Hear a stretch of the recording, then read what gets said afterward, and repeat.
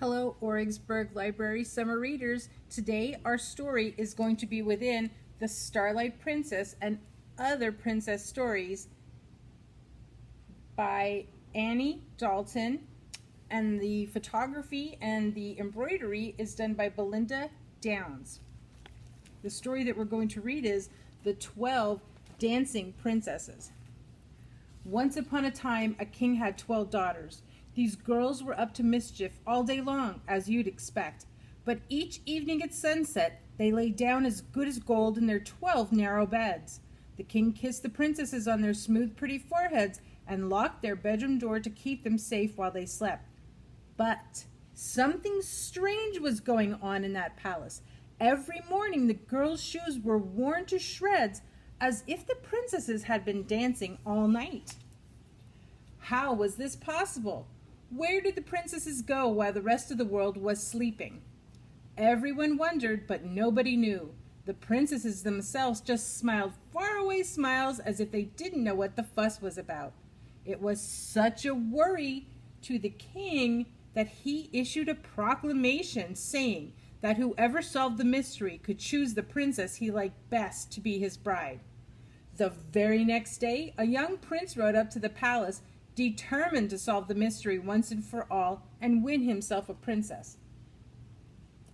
All the prince had to do, said the king, was leave his door open a crack, watch where his daughters went at night, then report to the king in the morning. Is that all? Thought the prince. First I'll have a little snooze, then I'll begin. But when he woke, to his horror, the sun was already high in the sky, and the princesses had been up to their tricks again, for their slippers were worn to shreds. On the second and third nights, the prince did no better, so the king had him thrown into the darkest dungeon. Several other princes turned up to try their luck, but they ended up in the dungeon as well. One day a soldier was passing through the kingdom. He'd been wounded in battle. He was wondering what to do with the rest of his life now that soldiering was out of the question, when an old woman stepped out from the trees and asked him where he was going. I hardly know where I'm going or what to do next, said the soldier. I suppose I could always find out where those princesses go to dance, he joked. Then in time, I might become king. Is it a king you want to be? Said the old woman. That's easy enough. Just take care not to drink the wine one of the princesses brings you, and after she leaves, pretend to be fast asleep. Then the old woman gave the soldier a cloak. The moment you put this on, you will become invisible, she said. You can follow the princesses wherever they go, and they will never guess you are there. This was too good a chance to miss, so the soldier went to the king and offered his services there and then. The king welcomed him as politely as he had welcomed the others and ordered him a fine new set of clothes. When the evening came, the soldier was led to his bedchamber. He'd hardly been there a minute when the eldest princess entered with a glass of wine for him. The soldier was careful not to drink a drop of it, and as soon as she left, he poured the wine right out of the window. Then he lay down and started to snore as if he were sound asleep. When the 12 princesses heard them, they stuffed their fingers into their mouths and tried not to laugh. If he wants to end up in the dungeon like those other fools, good luck to him, they chorused. Then the princesses jumped out of bed and pulled open all their drawers and cupboards. Like lightning, the girls whisked out their dancing dresses and their finest jewels and put them on. Finally, they put on 12 pairs of new silk slippers that had arrived that very day from the royal shoemaker and skipped around as if they couldn't wait to start dancing. All except the youngest princess, who looked pale. Something's wrong. I can feel it, she said. You silly goose, said the eldest sister. Have you forgotten what happened to their other fine heroes who promised to watch us? That soldier had one eye shut before I left him. Even without our sleeping potion, he'd be snoring like a bear. But if you will put your mind to rest, see for yourself, she said. All the princesses peeped in at the soldier. He snored louder than ever. I told you so, said the eldest princess. She went straight to her own bed and clasped her hands briskly. The bed sank down through the floor, and a little trap door flew open. One by one, the princesses vanished through the door.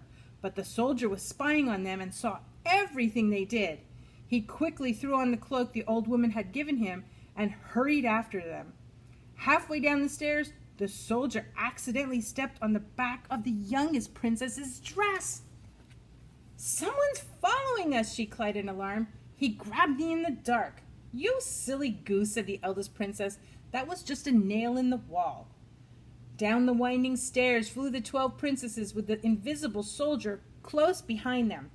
As they reached a door, on the other side was a grove of trees with glittering silver leaves. The soldier broke off a twig as he passed by. Crack! It went. The youngest princess turned paler than ever. "Did you hear that?" she cried. "You little noodle," said her eldest sister. "Don't you know that is our princess shouting with joy because we're on our way?" The princesses hurried on with the soldier, close behind them. The princesses next reached the second grove of shining trees, where the leaves were made of the purest gold. Soon afterward, they came to the most dazzling grove of all, where the leaves were made of diamonds. The soldier broke off a twig from each of these. Crack! Crack! Both times the youngest princess cried out in fear, but her sisters insisted it was only the princess shouting. On they went till they came to a lake where there were 12 waiting boats and 12 handsome princes. Each princess stepped into a boat. This was a problem for the soldier, since the boats were small. "They say three's a crowd," he muttered, "but we'll have to make the best of it." And he jumped into the same boat as the youngest princess. As they rowed across the lake, the prince mopped his brow and said, "This boat seems so heavy today." "It's probably the heat," said the princess. "I'm rather warm myself." The princes rowed right up to a great castle. Lights streamed from all its windows, and the air was filled with music so lively the soldier's toe began tapping this way and that. The princes and the princesses hurried into the castle and began to dance the night away, every prince with his own princess. The invisible soldier danced with every couple in turn, but when any of the princesses was given a goblet of wine, he swigged it down quickly before she managed to put it to her lips. The youngest princess was terribly scared when she noticed this, but whenever she tried to mention it to her big sister, they hushed her. The princes danced until 3 in the morning. By then their shoes were worn to ribbons, so they had to stop whether they liked it or not. The princes rowed the princesses back over to the other side of the lake. This time the soldier shared the boat with the eldest princess, and her prince grumbled about the unusually heavy boat.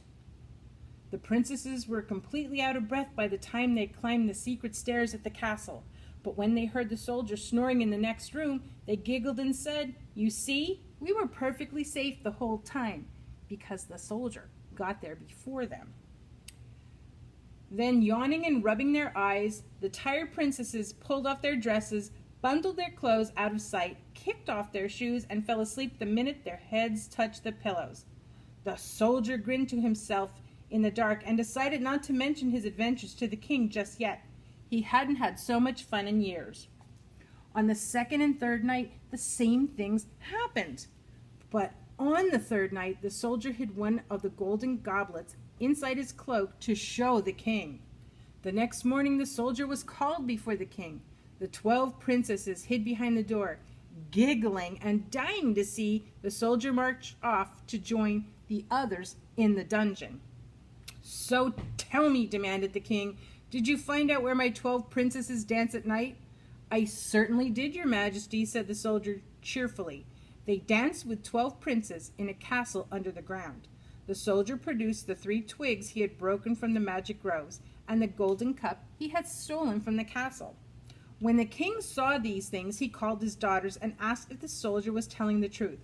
The princesses realized it was no use trying any more of their tricks and confessed that every word was true. "Which of my daughters would you like to marry?" sighed the king. "I'm not as young as I was, so I'll take the eldest if it's all right with you, your majesty," the soldier replied. So the soldier and his princess were married that very day, and when the old king died some years later, the soldier became king in his place, and a very good king he made. I hope you enjoyed our story. Remember to come in and tell that you read the story of the 12 Dancing Princesses so you can get a craft bag to take home. I'm sure it's going to be a lot of fun. Have a great day.